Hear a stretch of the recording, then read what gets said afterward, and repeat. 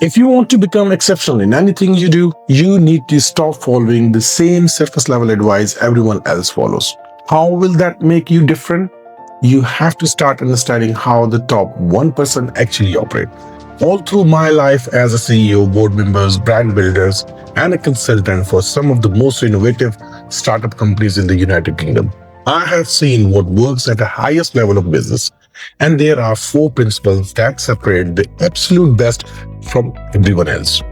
These principles are not about working harder, they are about digging deeper into your biology and your natural abilities and the system you can build to make your success inevitable.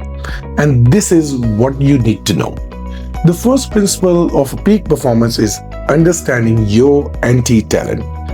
The misconception that derails career is the following: this belief that you can fix anything and everything if you just grind hard enough. Sure, I can improve many skills with practice, but there is a part of me that can never scale no matter how hard I try. And I call that my anti-talent. All of us have it. Our anti-talent is not our weakness, that you can fix it with hard work. Anti-talent is something that does not respond to effort at all. Let's look at some examples to make this clear. First, let's look at Keanu Reeves.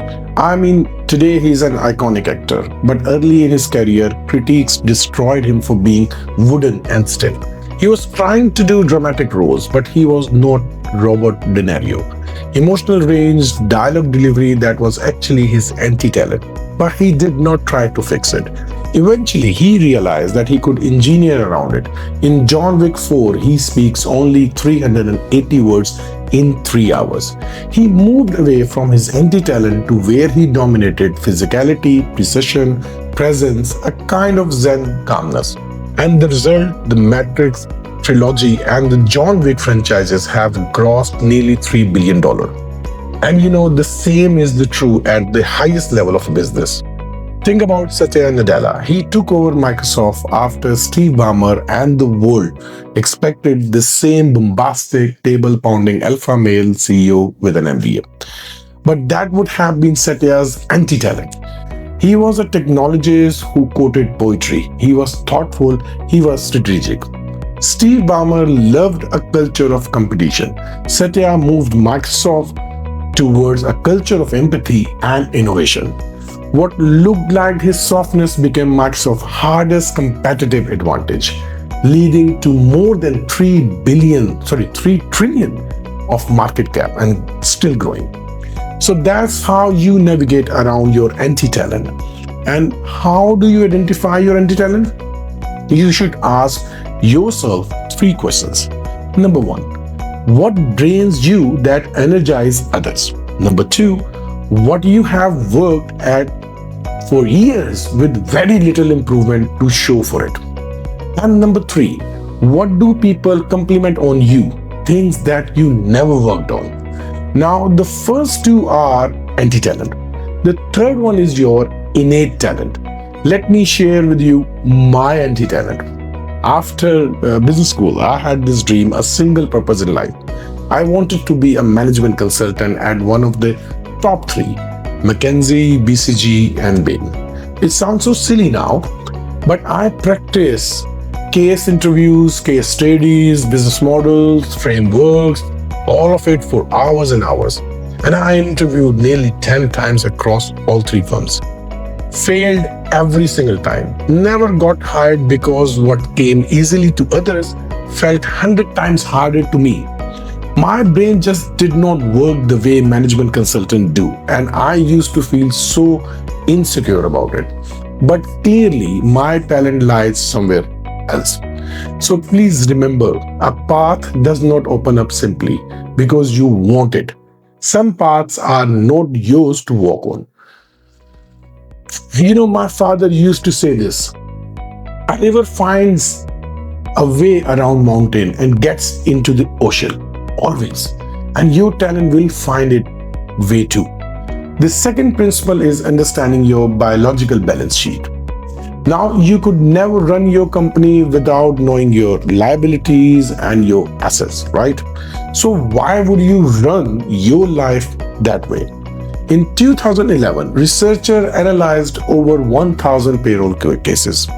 These were serious judges making serious decisions on serious cases.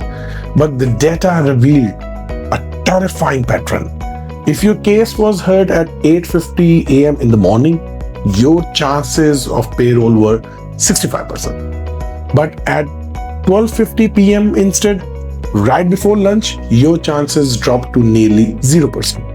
And after the meal break, approval rates jumped right back to 65%. Now, these judges were not corrupt. They were not biased. They were just chemically depleted. When their decision fuel, glucose, ran out, their brain defaulted to the path of the least resistance and they said no to payroll. So your biology isn't separate from your performance. It is actually your performance. But the good thing is your biology runs on the same rule as a balance sheet. It has assets and it has liabilities. But unfortunately, most of us confuse which one is asset, which one is liability. For instance, many hardworking individuals I know feel that they need to cut down on sleep because their workload is so heavy and huge. But sleep is the most essential part to grow your cognitive capacity. So sleep is an asset, but we treat it as liability.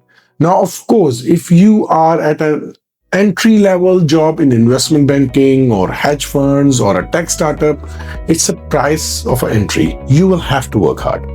But even there, you regarded it for clarity, not for emotional chaos. You forget that your bosses and your investors are not paying you for stamina. AI has more stamina than anyone.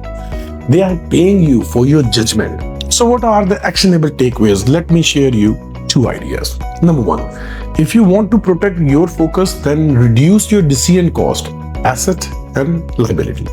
When I was a CEO, I was always chasing the clock, always late, so I created a standard meal for myself. For lunch, some protein, some greens, slow carbs, boring stuff. But that was good for me. And I ate the same meal every day at the same time, unless when I was traveling or when I was with clients. Why? Because I wanted to remove the cognitive clutter of deciding what to eat, where to go, where to order, when to eat. None of that. I wanted to focus on what mattered. The second idea is even simpler. Protect your sleep. CTC report shows that one night of short sleep drops working memory by 20 to 30%. So regular and regulated sleep is non-negotiable for high performers. So find your circadian rhythm and lock it in. Remember, a bankrupt body cannot support a wealthy mindset. Next up is the simulation advantage. For the first time in history, you can fail privately over and over again before you fail publicly. Now, let me explain you with the example. Think about F1 drivers. There are only about 20 of them in the world who get to perform at a peak level. And their careers are decided by a tiny number of races every year. And even inside those races, a tiny number of decisions like when to brake, when to overtake, when to pit. Those make a difference between victory and defeat, and sometimes even between life and death. So what do? They simulate those moments every day, year round. Your career and your ventures work the same way too. There are a handful of moments, one negotiation, one board presentation, one judgment that could define your entire trajectory. I remember at least 2 times when a single off-the-cuff answer and a decision damaged my career and credibility in a second.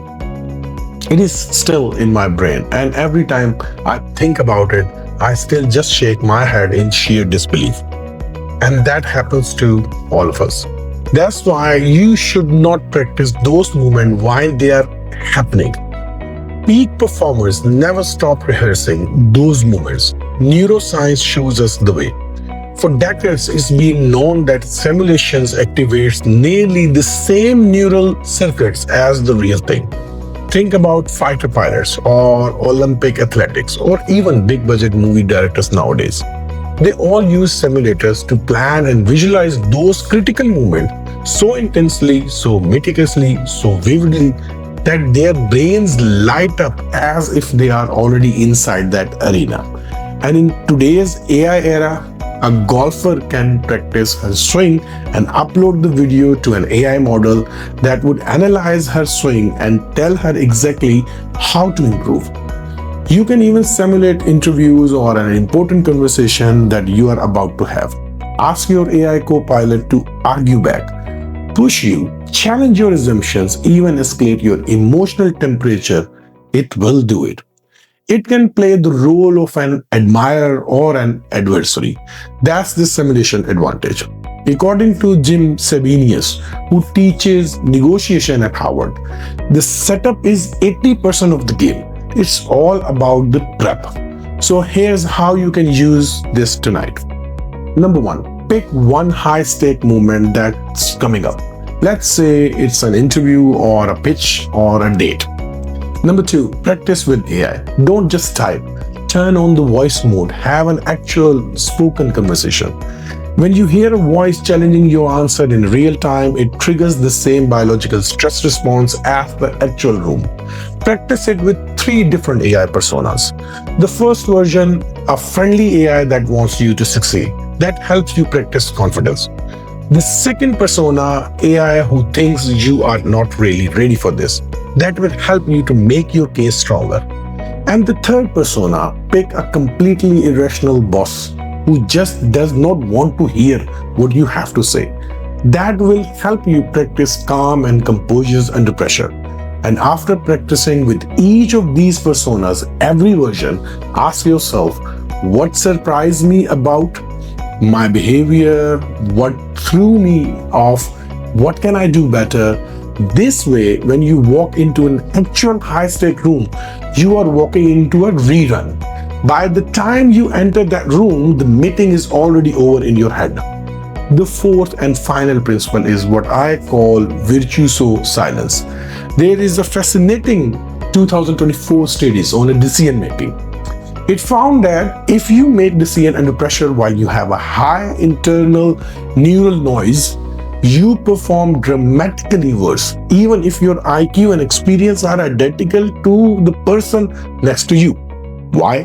Because your brain has two competing priorities: the signal, which is the task relevant info, and the noise, everything else.